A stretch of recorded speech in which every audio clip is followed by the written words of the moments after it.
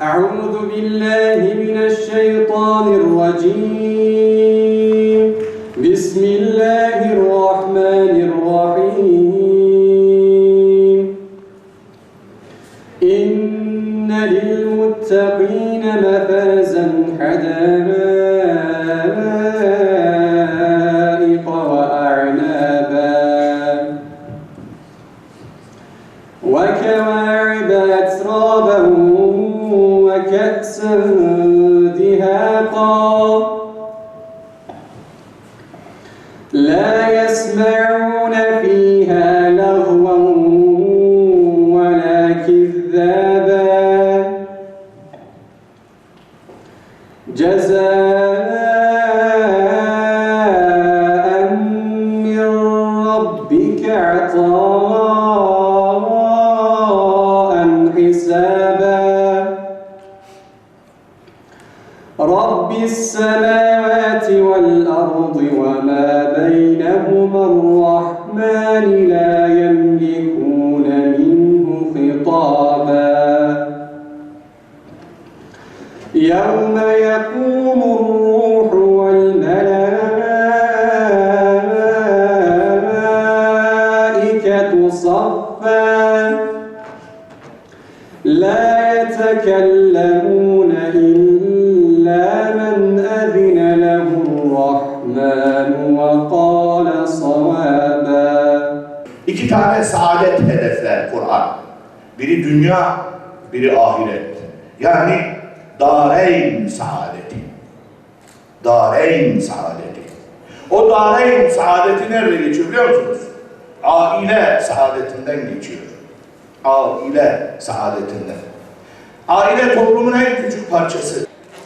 Mutlu bir aile, 2 tane mutlu aile, 3 tane mutlu aile, 3 ve fazlası bir mahalle, mutlu mahalle. 2 tane mutlu mahalle, mutlu bir belde. 2 tane mutlu bir belde, 3 tane mutlu belde, mutlu bir memleket, bir ülke, bir devlet. Ve 3 tane, 5 tane mutlu devlet, dünya. Dünyada mutlu olanlar ahirette de mutlu olur. Ahiretin yolu dünyadan geçer. Dünya mezra'atul ahire. Depresyon geçiriyor. Kurtulamıyor. Batağa düşmüş bir türlü çırpınıyor, kurtulamıyor. Çareyi işte o yeşil reçete. Bu eşler nasıl olacak? Ve onların arasında bu helal yoldan olduktan sonra olması gereklidir. Hatta İslam dinimize göre ibadet sayılan bir şey, bir davranış.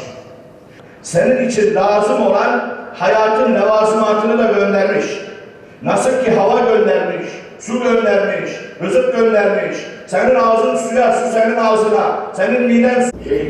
Eric Fromm diye bir tane şey, ben çok da yavru isimlerini aklımda tutmak istemiyorum. Sevgi ve Şiddetin Kaynağı diye bir kitabında kişi benim alimlerim veya bugünkü Müslüman kardeşlerim böyle tespitlerde bulunsalar ya da ilahiyat fakültelerinde tümüyle Gazali, tümüyle Fahrettin Errazi okutulsaydı da görecektiniz. Yani şimdi mutlu aile kurabilmenin yolu şudur. Mutlu muyum? O ki müminim. Dünyanın en mutlu insanı benim. O ki Allah'a iman etmiş. O ki Hazreti Muhammed'i tanımışım. Dünyanın en mutlu insanı o. Derdi yok muydu? Hele bir siyer okuyun. Görün, Gül Muhammed'imde ne dertler vardı. Ne musibetler vardı. Ama onun derdi, onun dermanıydı. Ha onun için ben o Muhammed'e tabi olduğum için sallallahu aleyhi ve sellem tabi olduğum için Allah beni seviyor diye inanıyorum. Ve Allah'ın beni sevmesinden dolayı da Allah'ın beni affedeceğine kanaatim var. Bu kanaatten dolayı öyle mutluyum ki.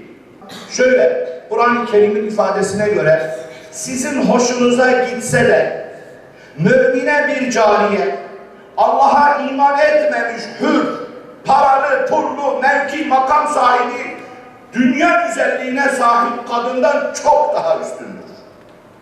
Kadınlar, Allah'a iman etmiş olan bir köle bile olsa, sizin için Allah'a iman etmemiş, Ne denir, yakışıklı, paralı, pullu, zengin, sosyete bilmem ne derseniz deyin. Ondan daha hayırlıdır. Allah inanç konusunda size bu mesajı veriyor. Mutlu olmak istiyorsanız imana esas alacaksınız. İmana öncelik vereceksiniz.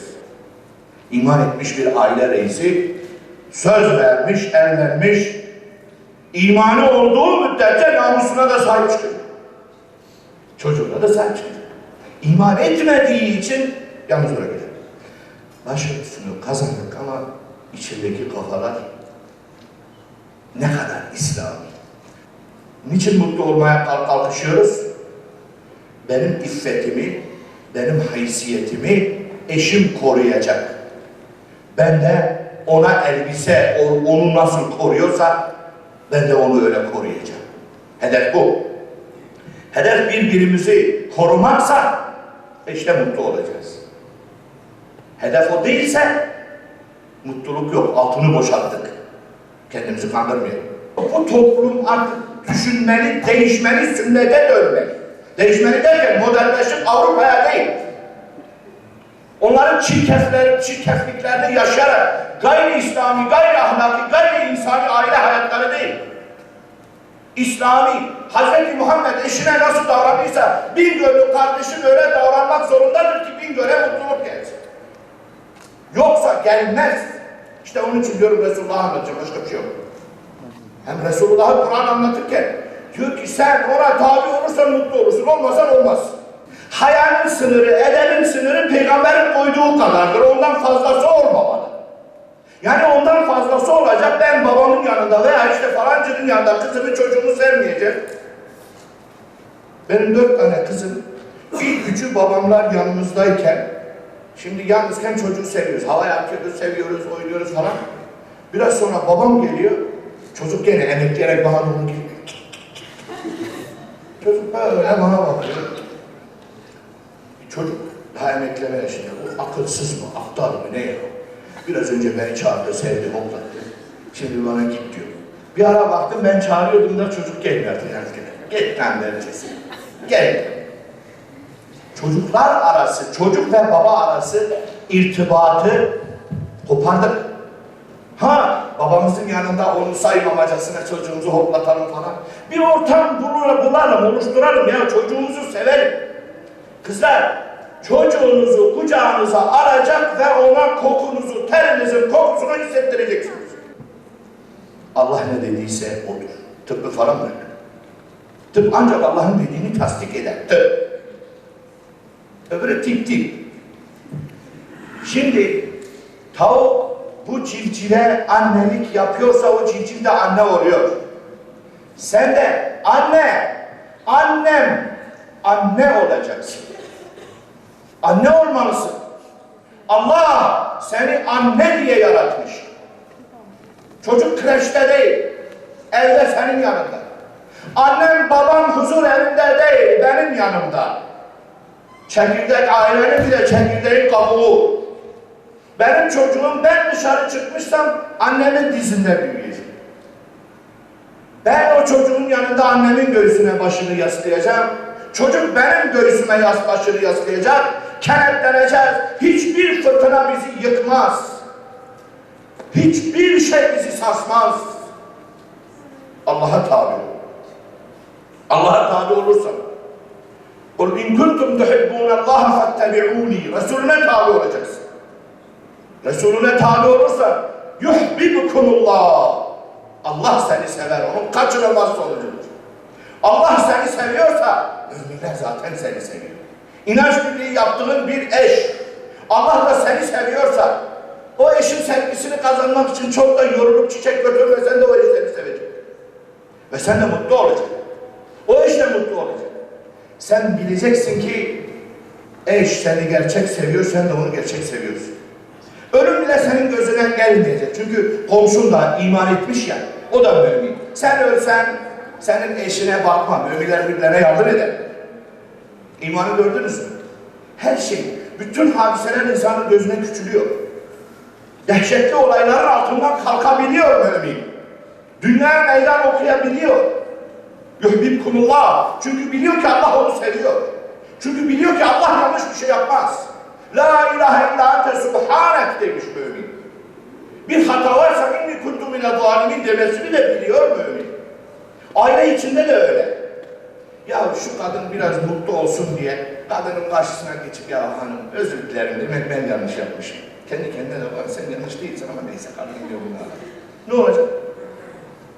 Allah bir defa ya bir hatayı kabul et diyor. Kur'an-ı Kerim'de, Tevrat'ta da, İncil'de de adı yazılı olan o Nebi'ye tabi olanlar var ya, işte o Nebi ne yapıyor? يَأْمُرُهُمْ بِالْمَعْرُوفِ Onlara güzellikleri emrediyor. وَيَنْهَاهُمْ عَنِ الْمُنْكَرِ Kötülüklerden alıkoyuyor.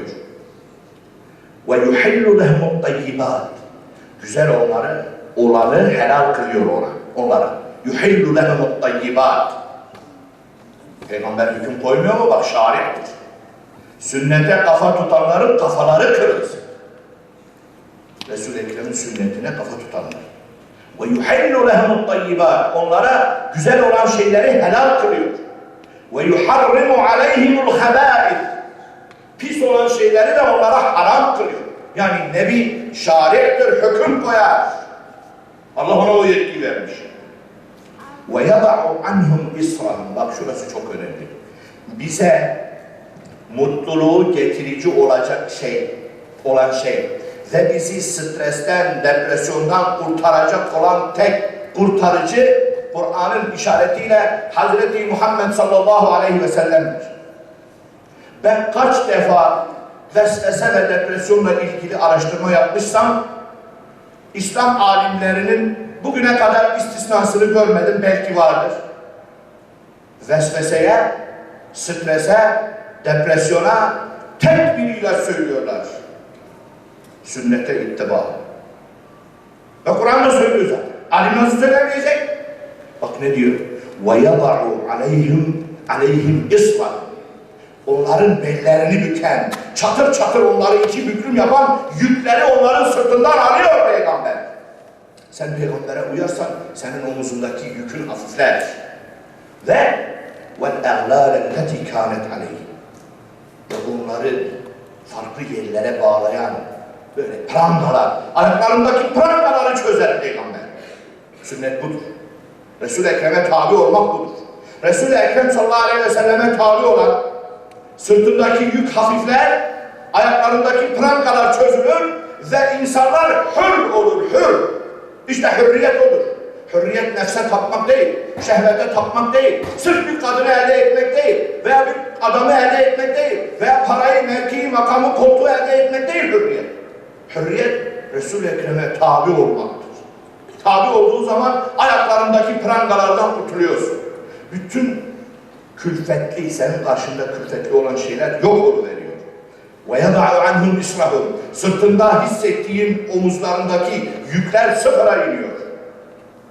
فَالَّذ۪ينَ آمَنُوا İman edenler, gerçek müminler demiyorlar, iman edenler. Ona tabi olmayan zaten iman etmemiş olur. Ona tabi olmayan gerçek iman etmiş olur. Gerçek merçek yok, iman etmemiş oluyor. Hazreti Muhammed'i kabul etmeyen, iman etmemiş oluyor. İşte stresten kurtulacak olan, depresyondan kurtulacak olan, huzursuzluktan kurtulacak olan, prangalardan kurtulacak olan, sırtındaki yüklerden kurtulacak olan insanlar işte bunlardır. Saadetin şeyini gösteriyor bize. Omuzdaki yüklerin ve ayaklardaki prangaların ortadan kalkması. Ne yapacaktır? Ahirete endeksli olarak. Ne yaparsan yap. Ahiret var ya, ne yaparsan yap. Allah beni görüyor ya, sen onu görmüyorsan da o seni görüyor ya. Resul'e ittiba. Resul'e ittiba, temiz, doğru, güzel ve adalet. Resul'e ittiba edenler bunları elde ederler. Temizlenirler, doğru yolu bulurlar ve güzelleşirler. Güzelleşirler. Diğer depresyonların ilacı antidepresan değildir.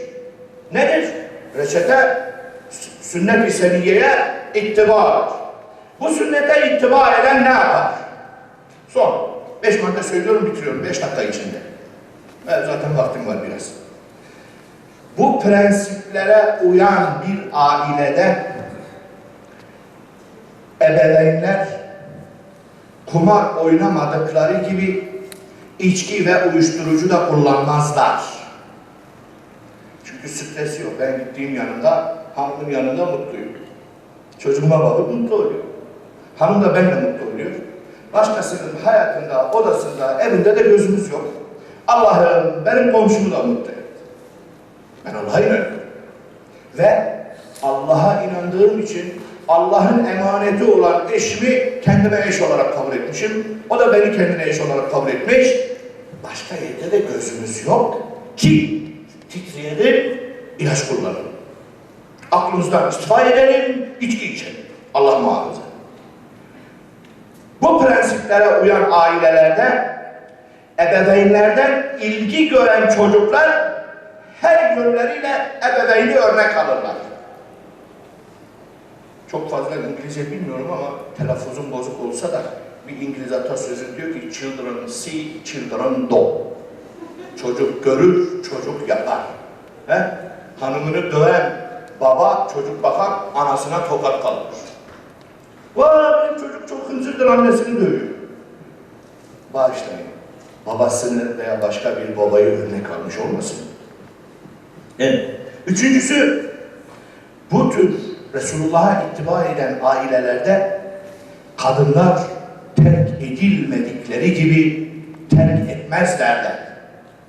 Resulullah'a ittiba eden bir erkek hanımını terk etmez. Hastalansa da, yaşlansa da, çirkinleşse de her insan güzeldir. Allah'a iman eden bir kadın nikahı altında bulunduğu bir kocayı, bir adamı terk etmez. Terk edilmiş kadınlar diye duyuyoruz haberlerden. Ve bu aile, böyle Allah'a ve Resulüne tabi olan ailelerde çocuklar ilgi gördüklerinden, ebeveynlerden yalnız kalıp, sahipsiz kalıp köprü altlarında barınmaya muhtaç olmazlar. Ve böyle ailelerde eşler birbirlerini severler ve çocuklarının duyacağı kadar ama ölçüyü kaçırmadan eşler birbirlerine sevgilerini ifade ederler. O sevgiyi ifadesini gören çocuklar da hem severler hem sevilirler.